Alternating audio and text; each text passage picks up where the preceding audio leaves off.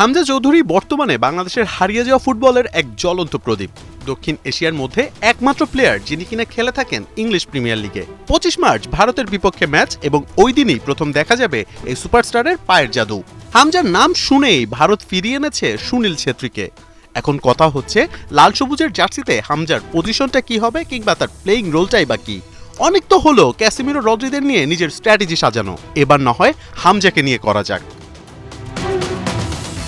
English premier লিগে হামজা মূলত খেলে থাকেন লেস্টার সিটির হয়ে। আপাতত লোনে শেফিল্ডের হয়ে খেলছেন তিনি। দু দলেই তার পজিশনটা হচ্ছে সেন্ট্রাল ডিফেন্সিভ মিডফিল্ডার, ওই ক্যাসেমিরো রদ্রিরা যে পজিশনে খেলেন আর কি। একজন সিডিএম এর কাজ মূলত পজিশন হোল্ড করে বল স্ট্রাইকারদের সাপ্লাই দেয়া, প্রতিপক্ষের আক্রমণকে রুখে দেয়া এবং ডিফেন্ডারদের সাথে ম্যান মার্ক করে অ্যাটাক করা। এবার হামজার এক ম্যাচের স্ট্যাট বলা যাক। শেফিল্ডের ডেবু ম্যাচেই হামজা বল টাচ করেছেন 61 বার, ড্রিবলের শতভাগ সফল, আর তার পাস অ্যাকুরেসি ছিল 80%। এছাড়া গ্রাউন্ড ডুয়েলে জিতেছেন 5 বার, বল কেড়ে নিয়েছেন 3 বার এবং ইন্টারসেপশন অর্থাৎ প্রতিপক্ষের পাস আটকে দিয়েছেন 2 বার। আর অন্যদিকে হামজাকে ট্যাকল করতে পারেনি কোনো খেলোয়াড়। এমন স্ট্যাটে শিলংয়ের ঠান্ডায় যে সুনীল ছেত্রীদের ঘাম ছুটে যাবে তা বলাই বাহুল্য।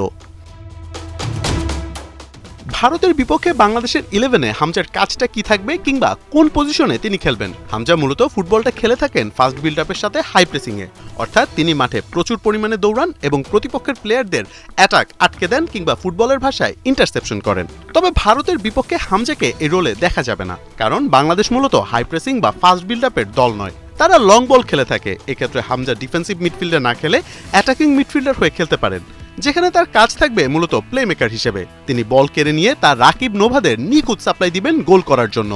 তাই স্ট্রাইকাররা প্রচুর পরিমাণে বল সাপ্লাই পাবে মিডফিল্ড থেকে।